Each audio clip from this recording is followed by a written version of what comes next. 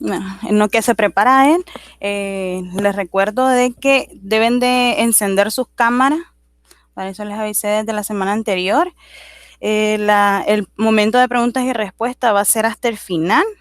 Deben de hacer al menos una intervención de pregunta y respuesta para que nosotros, bueno, para que yo les pueda evaluar. Y comencemos pues. Pongan sus cámaras encendidas, por favor.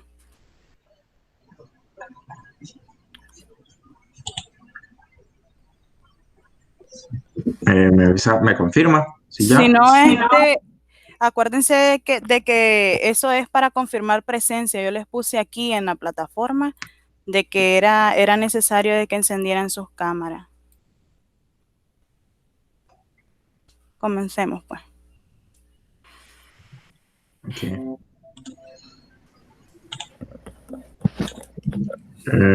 ¿Se logra ver bien? Sí, sí, sí, sí, Ok, se logra ver bien. ok, listo. Bueno, buenos días a todos. Gracias por esta oportunidad de presentarles lo que corresponde mi, mi tema. El día de hoy estaremos abordando algo de lo que corresponde a las estrategias de tratamientos farmacológicos en los trastornos de ansiedad. ¿Verdad? Pues espero que les llame la atención y adicional pues que logren adaptar y asimilar la información que les traigo el día de hoy.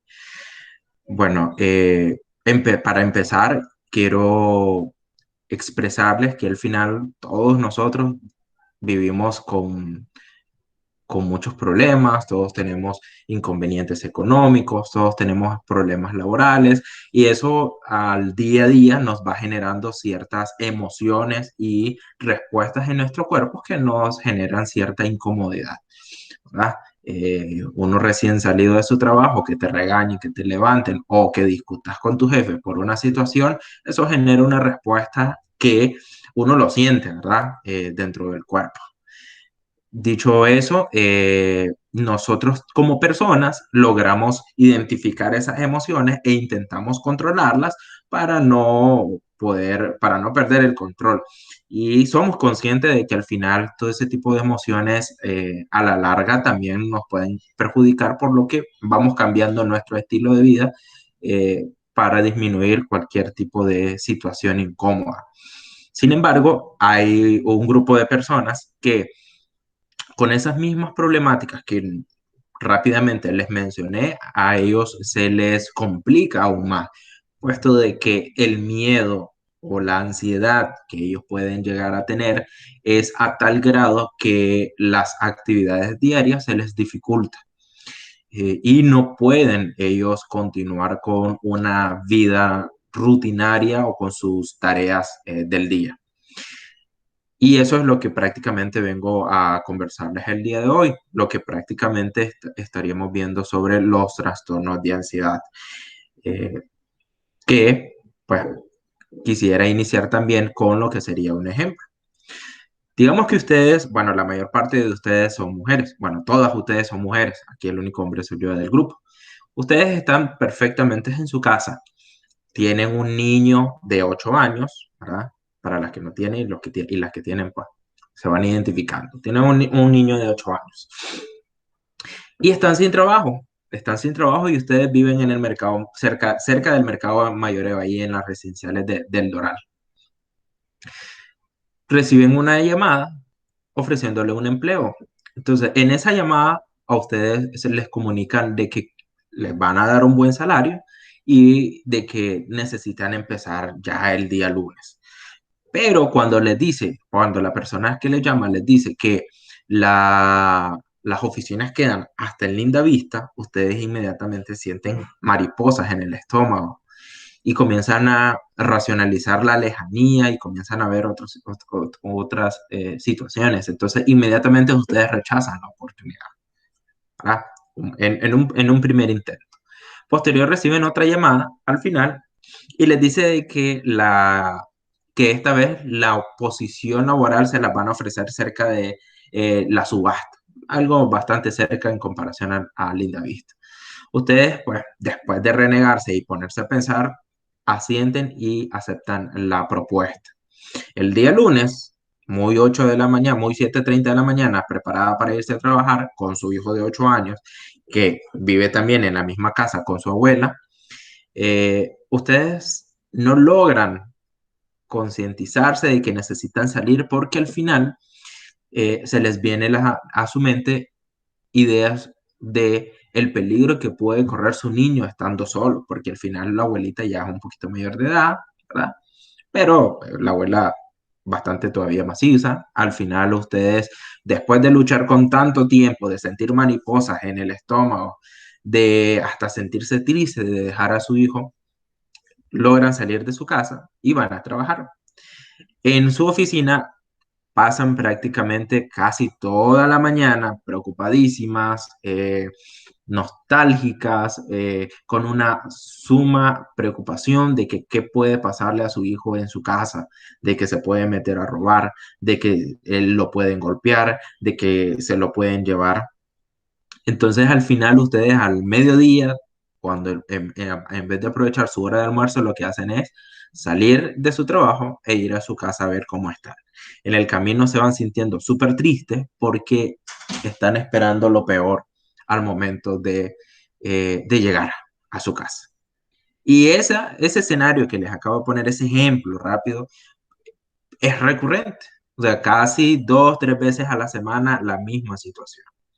Entonces, les explico esto para que vayamos identificando poco a poco y aterrizando la idea de lo que son los trastornos de ansiedad.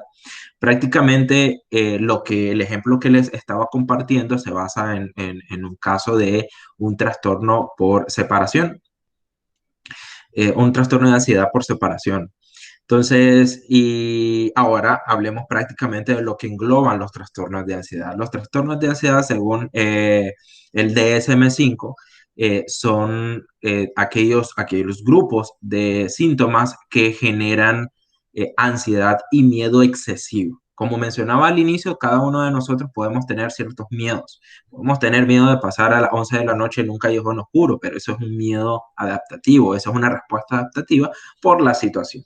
Los trastornos de ansiedad, por su parte, se cumplen esas dos características o se caracterizan por un exceso de miedo y de ansiedad. Adicionalmente, cada uno de los trastornos de ansiedad se diferencian entre sí, ¿verdad? Según el tipo de situación que nos vaya a inducir ese miedo o ansiedad, y cómo se van comportando las conductas evitativas. Tenemos un grupo enorme de trastornos de ansiedad. Solo para mencionarle uno, y creo que uno de los más conocidos, el trastorno de ansiedad generalizada, agorafobia, el que les mencionaba, el trastorno de ansiedad por separación. También tenemos las fobias, la fobia social, el mutismo selectivo, es parte del grupo de trastornos de ansiedad, según lo que encuadra el DSM-5. Por eso se dice también de que entre ellos mismos tienen un alto nivel de comorbilidad, pero bajo un análisis muy exhaustivo del profesional de la psicología o el del psiquiatra, puede identificar y separar cada uno de ellos, ¿verdad? Entonces, eso prácticamente para que vayamos conceptualizando lo que sería el trastorno de ansiedad. Ahora, dentro de los antecedentes, ¿qué es lo que tenemos? Prácticamente el término de ansiedad como tal, o lo que hoy por hoy venimos conociendo como ansiedad, data de tiempos atrás, pero es relativamente bastante nuevo dentro de la semiología de la psiquiatría. La moral los mencionaba el término de ansiedad bajo ciertos estudios que él estaba realizando y logró identificar dentro de un grupo de pacientes en sus cuadros clínicos afecciones del alma. Recordemos que en los tiempos pasados el tema de ansiedad eran más vinculados a situaciones del alma o se miraba todo de una manera más abstracta. Hoy por hoy también tenemos lo que sentimos, bueno, en el posterior a esa época se comenzó a mencionar la melancolía, que en algún momento nosotros también estuvimos leyendo sobre eso, y las enfermedades de la cabeza. Lo que comentábamos sobre las fobias, que también es parte de de un término utilizado en el primer siglo, cuando se quiso denominar a la hidrofobia. Fue uno de los primeros términos y comenzó a dársele más uso. Posterior a eso, también tuvimos el Renacimiento y el Clasismo, donde Descartes lograba mencionar la ansiedad como pasiones del alma. Y era algo que recalco nuevamente, que en las épocas antiguas este tipo de situaciones de ansiedad estaban más relacionadas a las respuestas adaptativas que hoy por hoy conocemos, ¿verdad? El ejemplo que les había mencionado al inicio era más de cualquier madre tiene una preocupación de que le pase algo a su hijo, ¿verdad? Cualquier madre puede tener preocupación de que su hijo se quede solo en su casa, o no solo, sino con su abuelita, pero al final el tema es cuándo se convierte en una patología o cuándo pasa de una respuesta normal o una respuesta adaptativa a una patología. Y finalmente, Burton habla sobre las anatomías de la melancolía cuando uno de sus pacientes identifica o menciona de que le da miedo salir a la calle o de su casa hasta desvanecerse o morir. Si nos vamos nosotros al DSM-4, perdón, DSM-5, dentro de los criterios diagnósticos, también el hecho de no querer salir de su casa o de desapegarse de algún vínculo afectivo se puede considerar para poder diagnosticar los trastornos de ansiedad por ese lado. Si hablamos ahora de lo que son los tratamientos biológicos, ¿verdad? Que son los que mayormente se utilizaban en la historia, porque no existía una utilización tan recurrente de fármacos, hablamos que dentro del siglo VI al del siglo XVI al siglo XVII, lo que ya conocíamos como melancolía eran tratados con opiáceos. Y posteriormente, al siglo siguiente, en el siglo XVIII, todo lo que comenzó a conocerse como neurosis y fenómenos fóbicos también se trataron con opiáceos. Prácticamente eso fue el punto de partida de lo que iban siendo los tratamientos.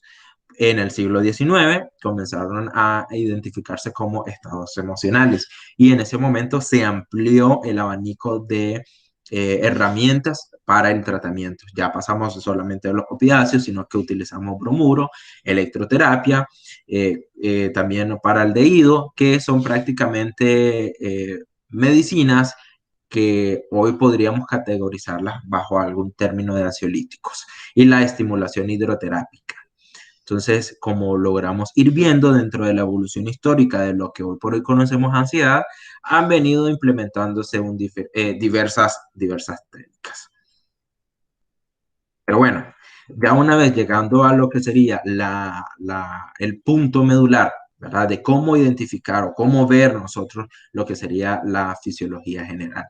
Realmente dentro de la ansiedad no está muy específico el tema de la fisiología de la ansiedad, ¿verdad? Pero sí se logra creer que la mayor parte de su origen es en el sistema límbico. El sistema límbico es el grupo de órganos que se componen de lo que sería el hipotálamo, perdón, el cerebro, también lo que sería la espina medular y prácticamente todo lo que va afectando el sistema nervioso central. Eso es, digamos, el origen fisiológico. Ahora, dentro de un síndrome general, nosotros como psicólogos que podemos ir identificando la ansiedad, dentro de los síntomas motores que identificamos está el temblor, las contracciones, tenemos inquietud y la fatigabilidad fácil, ¿verdad? Los síntomas de hiperactividad vegetativa, que es la dificultad para respirar o sensación de desahogo. Tenemos palpitaciones o taquicardias, tenemos sofocos, tenemos micciones frecuentes, pueden presentarse mareos o sensación de inestabilidad. Ahora, dentro de síntomas de hipervigilancia, tenemos la sensación de que va a suceder algo, ese presentimiento de que está ahí y es recurrente y no se va y es permanente. También una respuesta de alarma exagerada, ¿verdad? El tema de que medio te tocan y ya volteas a ver para todos lados, y de que estás pendiente de cualquier cosa que pase por muy mínimo que parezca. La irritabilidad y la dificultad para conciliar el sueño también son parte de este grupo de síntomas. Esto de manera para poder nosotros ir identificando lo que sería el cuadro clínico pues, de la ansiedad. Ahora, dentro del tratamiento farmacológico hoy en día y lo que es también medular dentro de esta presentación de cómo nosotros podemos ir identificando las estrategias para poder ir alcanzando o ir interviniendo en un caso de ansiedad. Acá quiero expresar lo siguiente. La ansiedad o el cuadro clínico de toditos los trastornos de ansiedad siempre se debe de considerar individualmente cada caso. El tratamiento es que yo le voy a mostrar o las estrategias que yo le voy a mostrar, digamos que parten de algún lado en el sentido de que la ansiedad es una de las afecciones más comunes de lo que nosotros creemos. Cuidado, es más común que la diabetes. La ansiedad también es uno de los trastornos que más se da en una atención primaria. Entonces, cada caso es diferente y cada fármaco debe estar estudiado, preparado, analizado para poder ser eh, prescrito en el caso de los psiquiatras, ¿verdad? Nosotros como psicólogos no estamos autorizados para prescribirlo, pero también debemos de conocer cada una de las indicaciones y contraindicaciones que podrían tener, porque también nos puede ayudar. Dicho de otra forma también, el tratamiento farmacológico por sí solo no es efectivo, ¿verdad? Siempre tiene que ir acompañado bajo un proceso de intervención psicoterapéutica, y muchas veces los trastornos de ansiedad, en dependencia del nivel de severidad, pueden ser tratados con una estrategia no farmacológica. Siempre que utilicemos un buen plan de intervención y que al final identifiquemos cuál es el origen que provoca esa ansiedad. Entonces, bueno, dentro de las estrategias de tratamiento, ya era algo que les mencionaba. Ojo que las más utilizadas hoy en día y de primera mano son las benzodiazepinas. Es el fármaco en Estados Unidos, en España, que de primera mano es lo que se receta cuando se necesita pasar al siguiente nivel del tratamiento. Y ya pues lo que les mencionaba, que siempre tiene que ir acompañado de una psicoterapia. Parte de eso, debemos de estar claro que todo tratamiento farmacológico lleva una contraindicación. Y eso es muy importante porque si no, vamos, como popularmente o como coloquialmente se conoce, entramos por una cosa y salimos con tres cosas. Y eso no puede ser posible al nivel de al nivel que nosotros pretendemos llegar. Ok, el objetivo del tratamiento, recordemos que consiste en reducir los síntomas hasta un nivel manejable. La ansiedad no desaparece. Nosotros no podemos venir y, sí, estás ansioso, no te preocupes, te voy a quitar la ansiedad de cero. Jamás vas a volver a tener ansiedad en tu vida. No, porque es también una respuesta adaptativa. Y ahí hago hincapié. No necesariamente los trastornos de ansiedad se van a explicar mejor por la presencia de situaciones que, por obvias razones, sí te van a generar ansiedad. Por ejemplo, eh, a Juan lo asaltaron el día de ayer, ¿verdad? A Juan lo asaltaron el día de ayer, le robaron todo, lo golpearon. Desde ese momento, él viene y comienza a mirar mucho, a permanecer con señales de alta alarma y casi no quiere salir de su casa.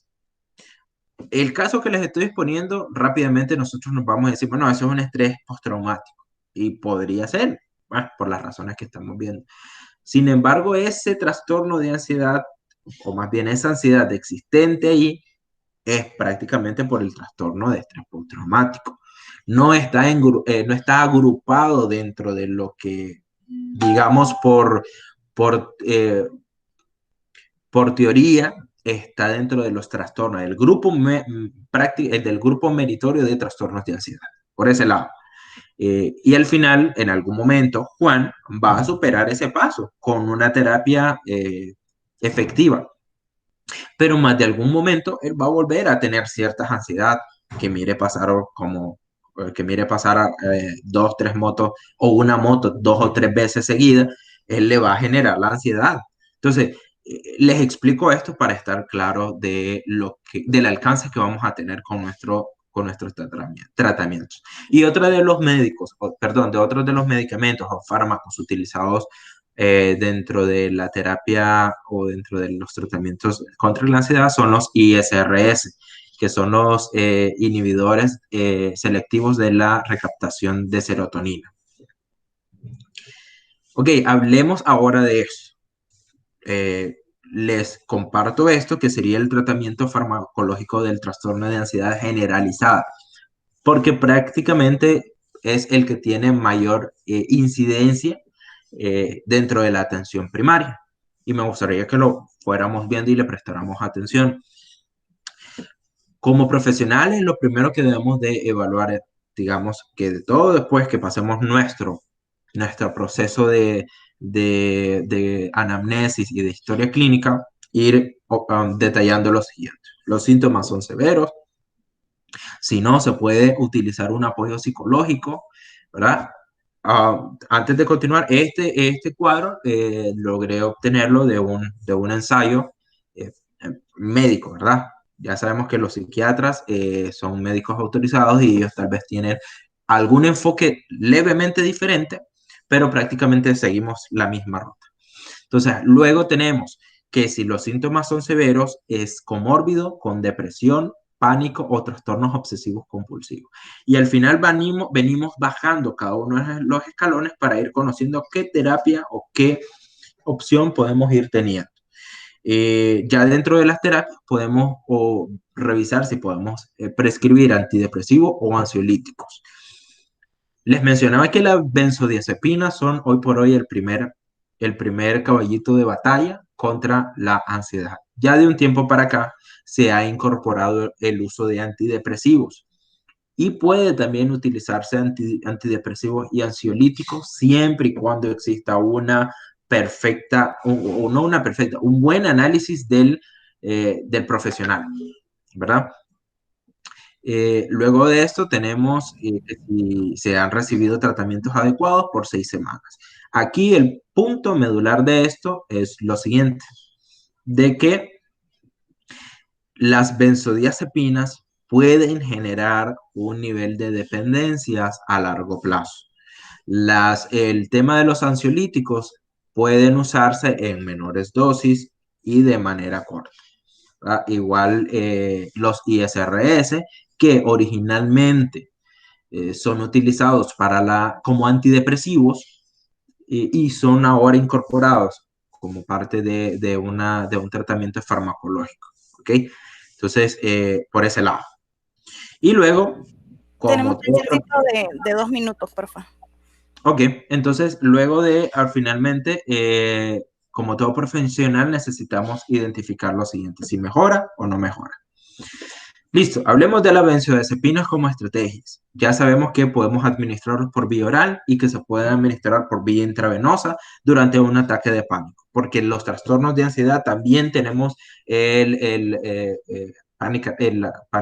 ataques de pánico y podemos utilizarlos. Presentación farmacológica en el mercado. Suelen caracterizarse por la terminación LAM o LAM. Triazolam, oxazolam, estazolam, alprazolam, midazolam, diazepam, lorazepam, para que vayamos más o menos identificándolos. A excepción del clorazepato dipotásico y el clordiazepóxido, que son medicamentos que son utilizados que son benzodiazepinas, pero que tienen un nombre que no cumplen las ciertas características. Y lo que les comentaba, ¿qué es el mecanismo de acción de las benzodiazepinas? Prácticamente lo que hacen es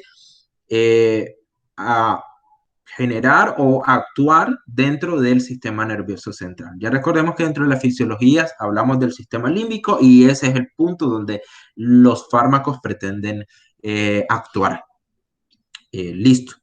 Las contraindicaciones: insuficiencia respiratoria severa y apnea del sueño, no se le puede brindar benzodiazepinas, tampoco en pacientes con insuficiencia hepática. Y dentro de los cambios y riesgos que pueden existir a nivel fisiológico, tenemos somnolencia, dolor de cabeza, confusión y otros. Ahora, los ISRS, los inhibidores selectivos de la recaptación de serotonina, igual son de manera consumo oral, de una vía administración oral, y el mecanismo de acción es bloquear prácticamente la reabsorción de la serotonina. ¿Por qué se llama? ¿Qué es la serotonina? La serotonina es una sustancia que permite la transmisión de mensajes entre las neuronas. Y lo que hace este medicamento es simplemente aumentar el nivel de serotonina en el cerebro para agilizar el proceso de comunicación entre las neuronas. No se puede aumentar un riesgo de sangrado, en especial cuando hay un medicamento, por ejemplo, los antiinflamatorios, que también generan un sangrado. Y la medicación en gestación o en lactancia debe ser muy, muy revisado por los médicos, porque puede generar un daño al bebé. Dentro de los efectos secundarios: náusea, vómitos, diarrea, dolor de cabeza, sequedad de boca, insomnio y nerviosismo. Desde ese punto. Ok. Conclusiones. Como hemos logrado ver, los trastornos de ansiedad son más palpables de lo que podemos imaginar. Sí, hay muchos casos que pueden generar mayores inconvenientes.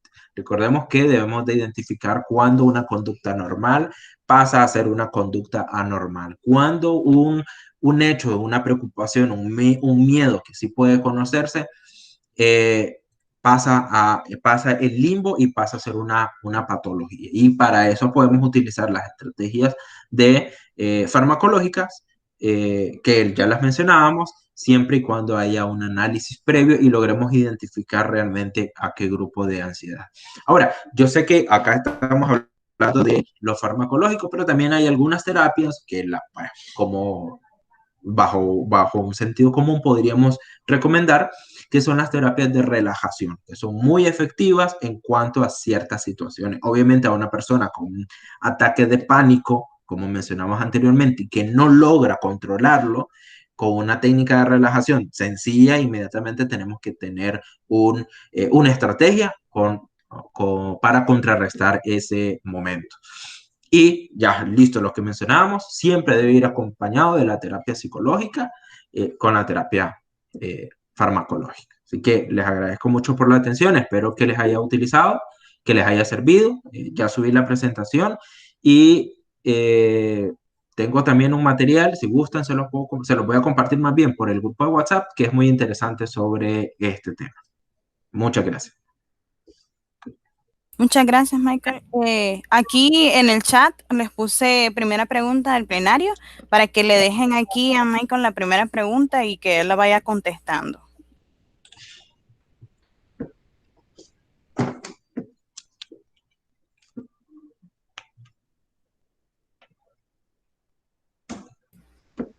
Si no hay preguntas del plenario, comienzo a preguntar yo al público.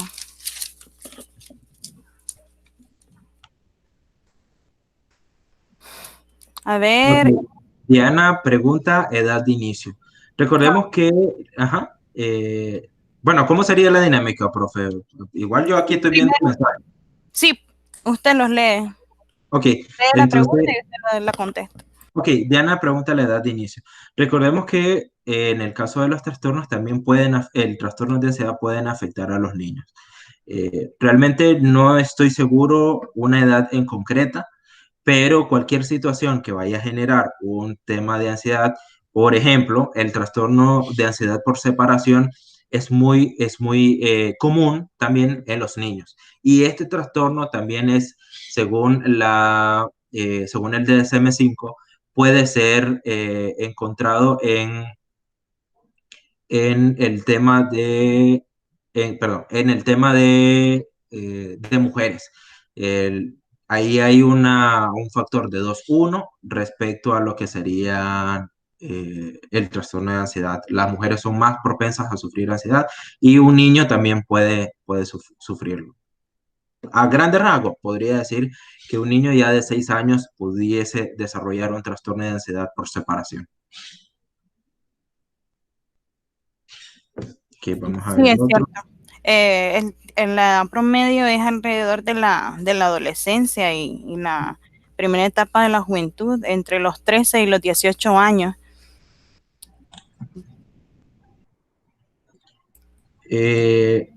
Ok, en el chat de aquí es que lo están mandando, ¿verdad? Ah, yo pensaba que en el de WhatsApp. Ok, prevalencia. Ok, Beth, recordemos que en este caso mm, te lo debo, ahí sí te debo esa pregunta, no tengo el conocimiento de avanzar, así tan específico de conocer la prevalencia del trastorno de ansiedad. Pues porque prácticamente mi enfoque es demostrarle de a grandes rasgos las generalidades de la ansiedad y aparte el tratamiento farmacológico, ¿verdad? Que es el tema de la ponencia, las estrategias farmacológicas de los trastornos de ansiedad. Pero sí te la debo y no lo voy a dejar así porque sí se las voy a comentar. Voy a buscar algo y se los comparto en el chat del grupo para que no nos quedemos con la duda. De hecho, se Luego dice, relaciona mucho del anterior. La prevalencia siempre va a estar entre los 13 y los 18 años, con ah, un ok, rango alrededor del 73%, porque es ah, ok. la etapa en la que están ampliamente entrando a lo que es su autoconocimiento y a la misma vez tienen que lidiar con la cuestión de los estudios. Entonces, es algo bastante problemático para ellos lidiar con todo eso y además se les suma algunos eventos traumáticos de ellos. Ah, ok, genial. Bueno, gracias.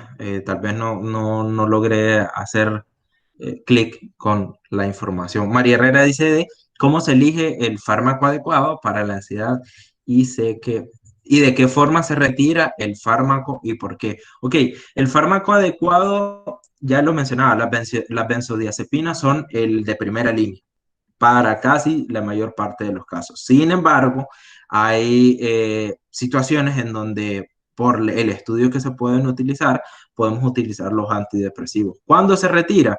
Les mencionaba que las benzodiazepinas pueden generar una dependencia a este fármaco. Entonces, lo más recomendable es utilizar una terapia no mayor a 6 semanas con respecto a los fármacos, ¿verdad? Recordemos que dentro de las estrategias de atención psiquiátrica, el tema de la retroalimentación y de ir viendo el avance es muy importante. Entonces, al menos la mayor parte de los fármacos, como la benzodiazepina, se debe retirar dentro de las primeras 6 semanas, que es el uso, y la dosis, que es de manera corta, por ese lado. Obviamente también va en dependencia, ¿verdad? ¿Cómo lo vamos a escoger el fármaco?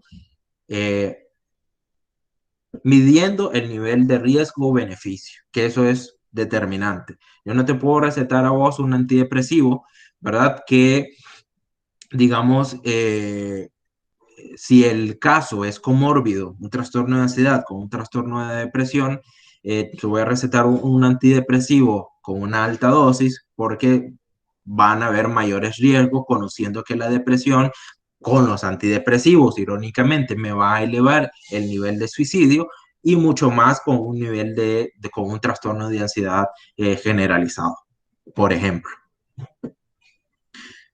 Si bien sabemos que está el tratamiento farmacológico y va en conjunto con la psicoterapia, aparte de las técnicas de relajación, ¿qué otras psicoterapias se pueden utilizar? Si hablamos de tratamientos biológicos, y yo traigo algo de la antigüedad hoy por hoy, no te voy a ser mentiroso, no sé si realmente lo pudiesen utilizar, pero yo personalmente me llamó la atención mucho la hidroterapia para tratar la ansiedad. ¿Qué sería? Sería prácticamente utilizar el tema de baños con fuertes para que la persona se sienta relajada, que al final es parte siempre de un grupo de técnicas de relajación. Técnicas de relajación al final no es necesariamente la respiración. Hay otras formas también de que podemos utilizar para relajarlo. Un buen baño con agua tibia simplemente te relaja, ¿verdad? En ese sentido.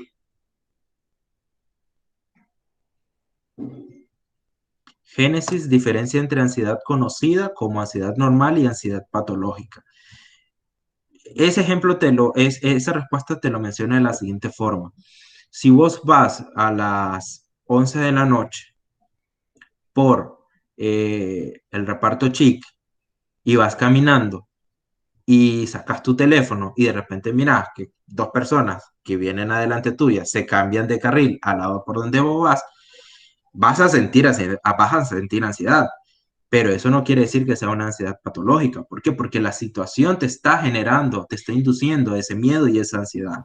al estrés. Ahora, si vos vas a las 12 del mediodía en el mismo lado, a plena luz, no llevas tu teléfono afuera y no hay nadie y vos comenzás a sentir mucho miedo, comenzás a tener sudoraciones, comenzás a tener dolor de cabeza, podríamos decir que algo está pasando por ahí. Y el problema es el siguiente, que vos pasaste de ese lugar, llegaste a tu casa y en tu casa seguís teniendo miedo. Entonces, en ese momento, vos podés ir identificando cuando se está convirtiendo en algo patológico. Y de entrada, cualquier patología, las características que te va a cumplir es que te va a alterar las actividades rutinarias, que te va a limitar lo que normalmente vos hacías anteriormente. O sea, yo puedo sentir ansiedad, puedo sentir miedo y el nivel de severidad se va a medir también por esa situación. Porque si en tu trabajo no sos capaz de trabajar de manera normal, porque estás con miedo, estás llorando, estás triste, estás ansioso, con dolor de cabeza de manera recurrente, ya estamos entrando en el lado patológico.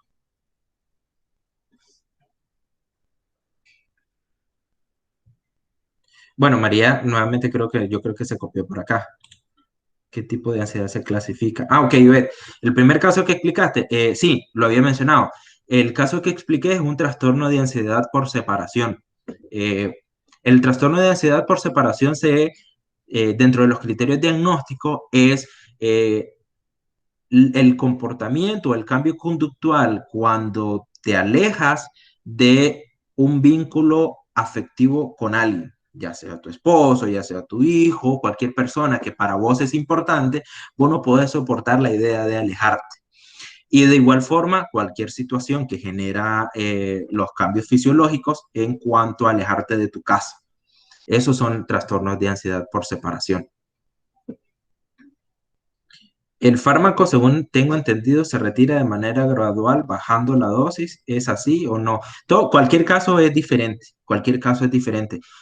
Puede ser que en el caso de las benzodiazepinas sí lo podamos aplicar de alguna manera, pero recordemos más bien que en el caso de las benzodiazepinas es un ansiolítico que más bien iniciamos con una aplicación, con una dosis bastante poca.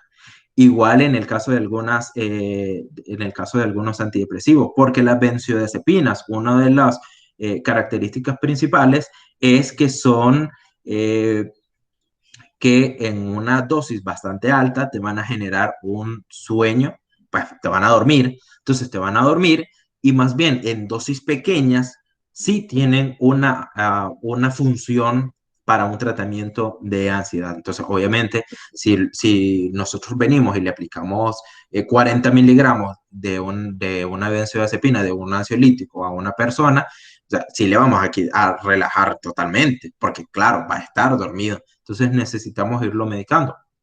Cuando lo vamos retirando, si ya tu dosis inicial es pequeña, pues prácticamente el retiro, más bien lo que yo pudiese hacer en algún sentido, es de ir cambiando la dosis en la periodicidad. Si antes lo tomabas una vez al día o cuando sentías ansiedad, digamos, retirémoslos a 2 o 3 veces nada más por semana. Sí, yo creo que bueno, con esta pregunta culminamos. Sí, con la fluoxetina y todos los otros ISRS, ICRS. pues no, porque ellos tienen una vida corta. Pero en el caso de las benzodiazepinas, sí, dependiendo de la dosis, como decía Michael, si es una dosis mayor de 500 gramos perdón, 500 miligramos al día, entonces nosotros ya vamos a decir, ok, le di una dosis de ataque en emergencia porque tenía un ataque de pánico, entonces, bueno, tengo que buscar cómo bajar la dosis para que el riñón vaya haciendo su trabajo. ¿Por qué? Porque la vida media de la diazepam y de los clordiazepóxidos y de todos los que tienen un metabolismo o metabolitos que va a dar como resultado a la diazepam, entonces esto pasa mucho tiempo a nivel hepático y a nivel renal para ser eliminado. Entonces, para poder hacer eso, el mecanismo de acción y posteriormente su eliminación, entonces se tiene que hacer una disminución de manera gradual.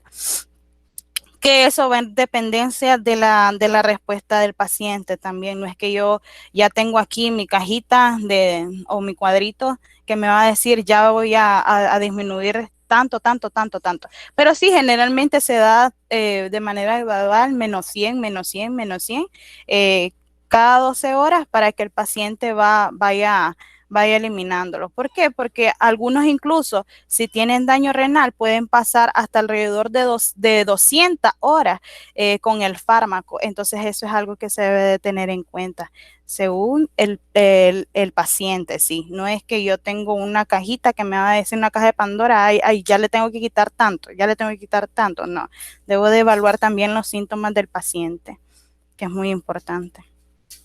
Y con eso culminamos entonces, porque son las 8:45, estamos al tope del tiempo.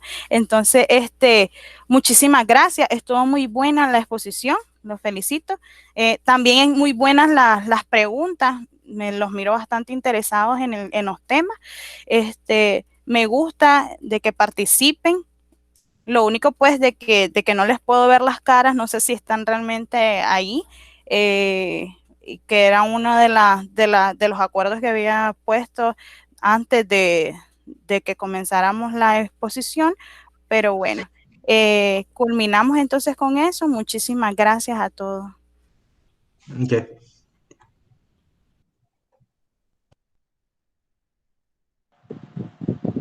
Gracias, Michael. Muy interesante.